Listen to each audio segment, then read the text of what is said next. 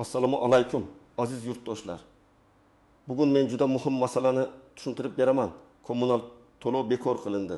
Prezident buyrug'i chiqdi. Endi svet, gaz, suv uchun pul to'lanmaydi degan gaplar tarqalmoqda. Bu gap har bir xonadonga tegishli. Chunki kommunal to'lovni to'lamaydigan oila deyarli yo'q.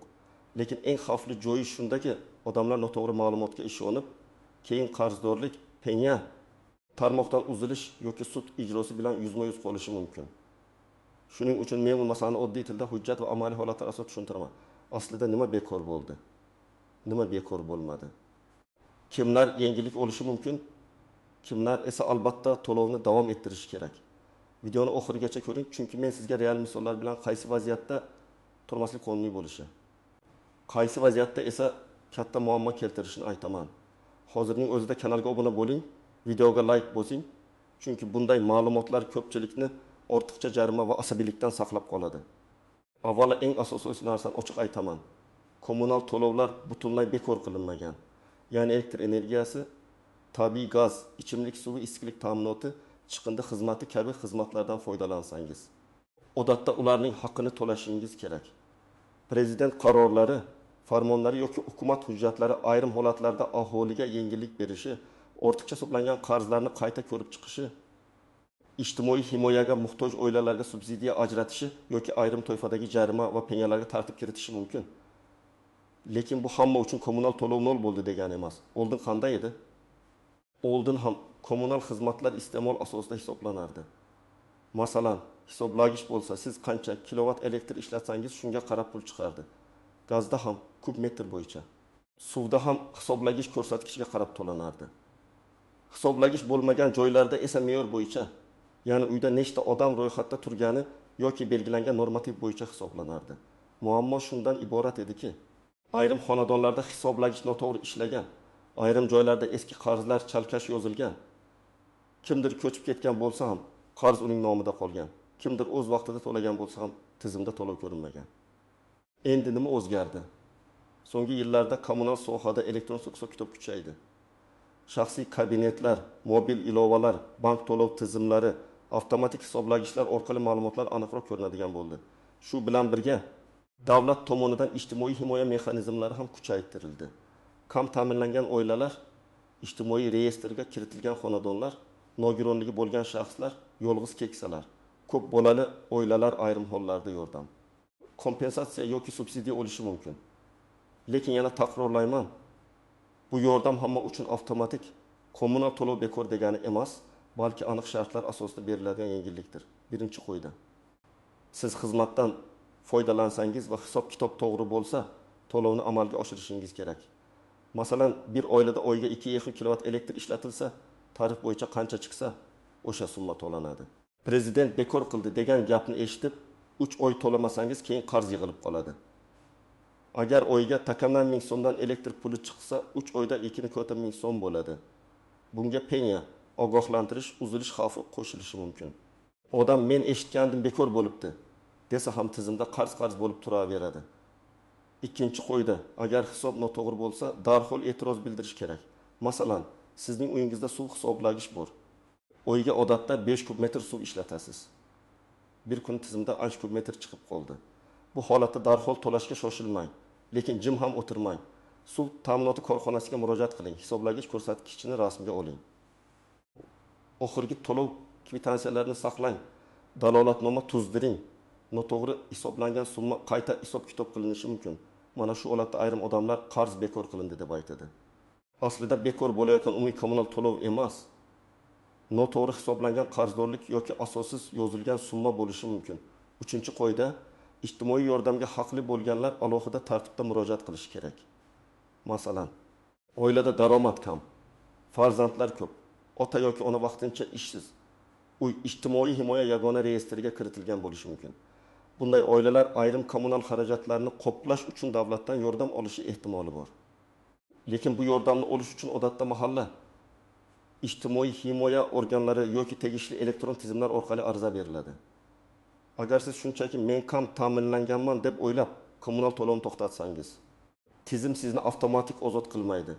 Birinchi misol, Toshkent viloyatida yashaydigan oila o'yiga o'rtacha 300 kilovat elektr ishlatadi. Ular konditsioner, muzlatgich, televizor, kir yuvish mashinasi, elektr cho'ynak ishlatadi. Oddiy oyda bir ming so'm atrofida elektr puli chiqishi mumkin. Tarif va iste'molga qarab summa o'zgaradi. Bu oyla internetda kommunal to'lov bekor bo'ldi degan xabarni ko'rib, 2 oy to'lamadi. Natijada 300 ming so'mdan oshiq qarz yig'ildi. Keyin ogohlantirish keldi. Ular tarmoqqa borib so'rashsa, hech qanday umumiy bekor qilish yo'qligi aytildi. Demak, ular uchun xavf shundaki, noto'g'ri xabarga ishonish qarzni ko'paytiradi. Ikkinchi misol. Samarqandda yashaydigan pensioner ayolning uyida suv hisoblagich bor. Odatda oyga 3-4 kub metr suv sarflanadi. Bir oy hisob kitobda 40 kub metr chiqib qolgan. U darhol suv korxonasiga borgan. Hisoblagich suratini ko'rsatgan, oldingi kvitansiyalarni taqdim etgan. Mutaxassis kelib ko'rgan, ma'lumot noto'g'ri kiritilgani aniqlangan, natijada ortiqcha yozilgan summa qayta hisoblangan. Bu yerda to'lov bekor bo'ldi degan gap qisman to'g'ri ko'rinishi mumkin. Lekin aslida bekor qilingan narsa umumiy suv haqi emas, xatolik bilan yozilgan ortiqcha qarzdir. Uchinchi misol. Qashqadaryoda ko'p bolali oila bor.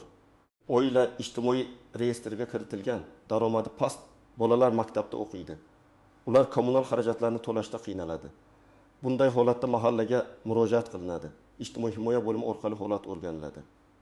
Ayrim turdagi yordam yoki kompensatsiya ajratilishi mumkin. Agar yordam tasdiqlansa, oila kommunal xizmatlar bo'yicha ma'lum yengillik oladi. Lekin ular ham barcha to'lovlardan abadiy ozod bo'lib qolmaydi. Yordam muddati, miqdor va sharti bo'ladi. 4-misol. Bir kishi kvartirasini ijaraga bergan. Ijarachi gaz va elektrdan foydalangan, lekin to'lov qilmagan. 6 oy o'tib uy egasi qarz borligini bilib qolgan. U men yashamaganman, nega to'layman deydi. Kommunal tashkilot esa shaxsiy hisob raqami uy egasi nomida bo'lsa, qarzdorlikni shu manzil bo'yicha ko'rsatadi. Bunday vaziyatda ijara shartnomasini rasmiy qilish, hisoblagich ko'rsatkichlarini topshirish qabul qilish dalolatnomasida yozish juda muhim. Aks holda qarz kim foydalanganidan qat'iy nazar uy bo'yicha chiqib turaveradi. 5-misol. Qishloq joyda yashaydigan bir xonadonda gaz bosimi past bo'lgan. Odamlar gaz kelmayapti deb shikoyat qiladi. Lekin tizimda me'yor bo'yicha to'lov yozilgan. Agar hisoblagich bo'lmasa yoki xizmat sifati bo'yicha dalolatnoma tuzilmagan bo'lsa, keyin isbotlash qiyin bo'ladi. Shuning uchun men doim aytaman, gaz, suv, elektr sifati past bo'lsa, faqat og'zaki shikoyat bilan cheklanmaslik kerak. Yozma ariza, murojaat raqami, dalolatnoma bo'lishi kerak. Ana shunda qayta hisob kitob qilish imkoniyati kuchayadi. Asosiy qism 2. Istisnolar, yashirin nozik jihatlar va odamlar ko'p adashadigan joylar. Endi eng muhim nozik jihatlarga o'tamiz. Chunki ko'pchilik aynan shu joyda adashadi. Birinchi nozik jihat bekor qilindi degan ibora turlicha ma'noda ishlatiladi. Ba'zida penya bekor qilinadi. Ba'zida eski qarzdorlik qayta ko'rib chiqiladi. Ba'zida kam ta'minlanganlarga kompensatsiya beriladi.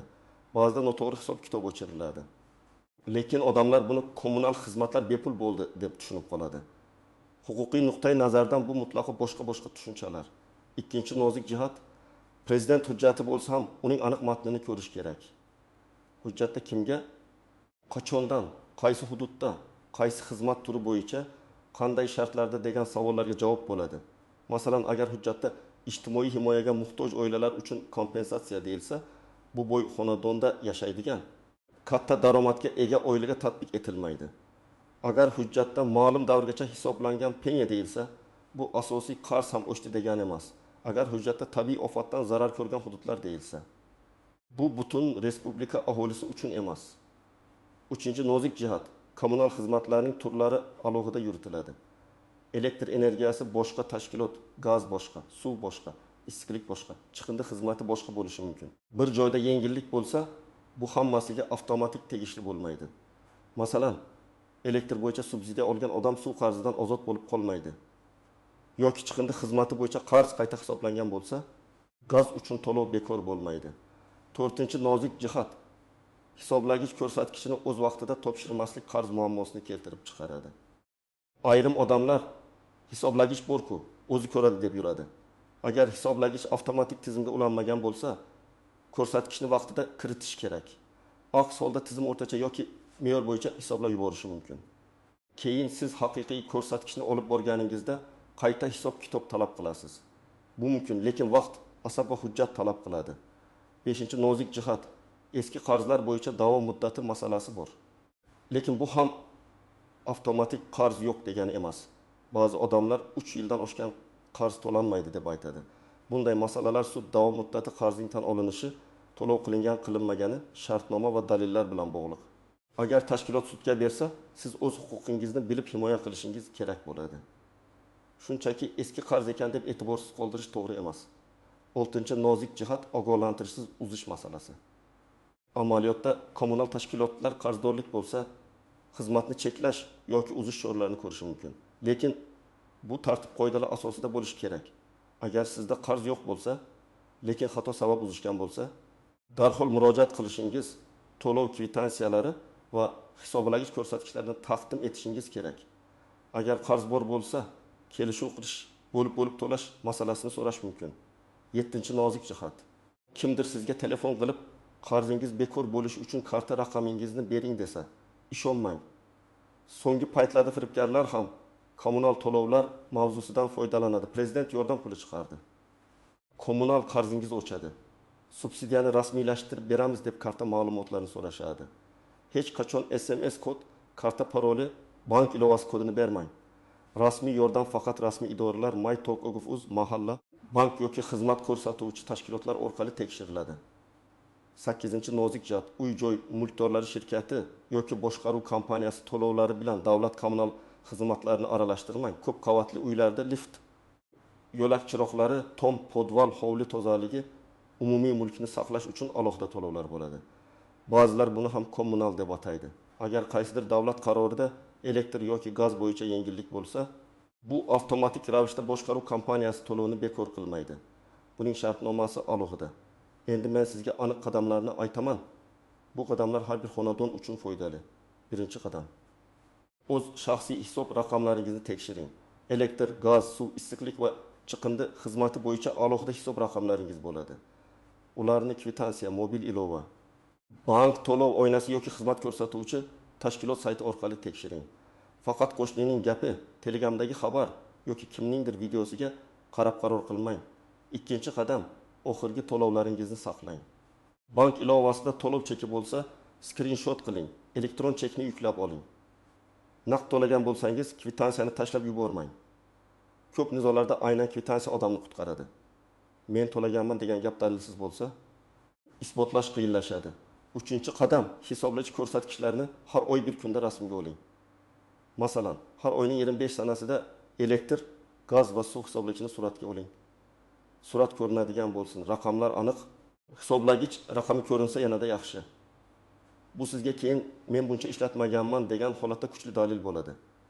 4-qadam, agar summa odatdagidan keskin oshsa, darhol yozma murojaat qiling. Masalan, elektr puli odatda 5 ming so'm chiqardi, birdan 600 ming so'm bo'lib qoldi. Bunday paytda shunchaki telefon qilib urishish yetarli emas. Tashkilotga yozma ariza bering. Arizada shunday yozish mumkin. Mening shaxsiy hisob raqam bo'yicha falon oy uchun hisoblangan summa odatdagi iste'moldan keskin yuqori. Hisob kitobni tekshirib, hisoblagich ko'rsatkichlari asosida qayta ko'rib chiqishingizni so'rayman. Ariza nusxasida qabul qilingan sana va raqam bo'lsa, juda yaxshi. 5-qadam. Ijtimoiy yordamga ehtiyojingiz bo'lsa, mahallaga murojaat qiling. Oila daromadi past bo'lsa, nogironligi bo'lgan a'zo bo'lsa, yolg'iz keksa bo'lsa, ko'p bolali oila bo'lsa, mahalla raisi yoki hokim yordamchisi ijtimoiy xodim bilan gaplashing. Kerakli hujjatlar odatda pasport yoki ID karta nusxasi, oila a'zolari haqidagi ma'lumot, daromad haqidagi ma'lumot, nogironlik bo'yicha hujjat. Pensiya yoki nafaqa ma'lumotnomasi, uy-joy manzili va kommunal hisob raqamlari bo'lishi mumkin. Hududga qarab talablar farq qilishi mumkin. Shuning uchun rasmiy idoradan aniq ro'yxatni oling. 6-qadam. Agar eski qarz sizga tegishli bo'lmasa, dalil to'plang. Masalan, uy sotib oldingiz, lekin oldingi egadan qolgan qarz chiqdi. Oldi sotdi shartnomasi, uy topshirilgan sana, hisoblagich ko'rsatkichlari, notarial hujjatlar kerak bo'ladi. Uy olayotganda albatta kommunal qarzlar bo'yicha ma'lumotnoma oling. Aks holda keyin bu qarz meniki emas deb yurishingizga to'g'ri keladi. 7-qadam, ijaraga uy bersangiz yoki ijarada tursangiz yozma kelishuv qiling. Shartnomada kommunal to'lovlarni kim to'lashi, qaysi sanada hisoblagich ko'rsatkichi qanday bo'lgani, qarz chiqsa kim javob berishi yozilsin. Ijarachi chiqib ketayotgan kuni ham elektr, gaz, suv ko'rsatkichi rasmga olinib, hisob-kitob qilinsin. Bu oddiy ish ko'rinadi, lekin minglab nizolar aynan shu sabab chiqadi. 8-qadam rasmiy manbalarni tekshiring. Prezident hujjatlari, hukumat qarorlari, vazirlik va tashkilotlarning rasmiy e'lonlari bo'ladi. Agar xabarda hujjat raqami, sana, rasmiy manba bo'lmasa, ehtiyot bo'ling. Prezident buyurdi, hamma qarz ochdi. Bugundan to'lamang degan balandparvoz gaplar ko'pincha odamni chalg'itadi. Haqiqiy hujjatda esa aniq iboralar bo'ladi. Kimga, qachon, qancha, qaysi tartibda? 9-qadam qarz bor bo'lsa, yashirinib yurmang. Agar haqiqatan ham qarz yig'ilib qolgan bo'lsa, tashkilotga boring, hisob-kitobni aniqlang, bo'lib to'lash imkoniyatini so'rang. Ba'zan odamlar qo'rqib bormaydi. Natijada qarz yanada kattalashadi. Aksincha, o'z vaqtida murojaat qilsangiz, yechim topish osonroq bo'ladi. 10-qadam noqonuniy talab bo'lsa, yuqori turuvchi idoraga shikoyat qiling. Avval xizmat ko'rsatuvchi korxonaga yozma murojaat, keyin tuman yoki shahar bo'limi, zarur bo'lsa iste'molchilar huquqlarini himoya qilish organlari, prokuratura yoki sudga murojaat qilish mumkin. Lekin har doim hujjat bilan harakat qiling. Og'zaki gap ertaga inkor qilinishi mumkin. Yozma murojaat esa iz qoldiradi. Azizlar, bugungi mavzuning eng asosiy xulosasi shuki, kommunal to'lovlar hamma uchun to'liq bekor bo'lgani yo'q. Prezident hujjatlari yoki davlat qarorlari ayrim toifadagi fuqarolarga yengillik berishi, noto'g'ri hisoblangan qarzlarni qayta ko'rib chiqishi, ijtimoiy himoyaga muhtoj oilalarga yordam ajratishi mumkin. Lekin xizmatdan foydalangan oddiy xonadon to'lovni e'tiborsiz qoldirsa, qarzdorlik muammosiga duch keladi. Men sizga tavsiya qilaman. Har oy hisoblagichni tekshiring, kvitansiyalarni saqlang, shubhali summani darhol yozma tartibda so'rang. Ijtimoiy yordamga haqli bo'lsangiz, mahalla va rasmiy idoralarga murojaat qiling. Internetdagi shov-shuvli xabarlarga esa darrov ishonmang. Eng muhimi, o'z huquqingizni ham, majburiyatingizni ham biling. Shundan ortiqcha pul to'laysiz. Qonuniy qarzni beparvolik bilan kattalashtirib yuborasiz. Agar sizda ham elektr, gaz, suv yoki boshqa kommunal to'lov bo'yicha tushunarsiz qarz chiqqan bo'lsa, izohlarda yozing. Qaysi xizmat turi qancha summa, qaysi hudud. Men keyingi videolarda eng ko'p uchrayotgan holatlarni alohida tahlil qilib beraman. Videoga like bosing, kanalga obuna bo'ling va yaqinlaringizga yuboring. Chunki bu ma'lumot har bir oilaga kerak bo'lishi mumkin.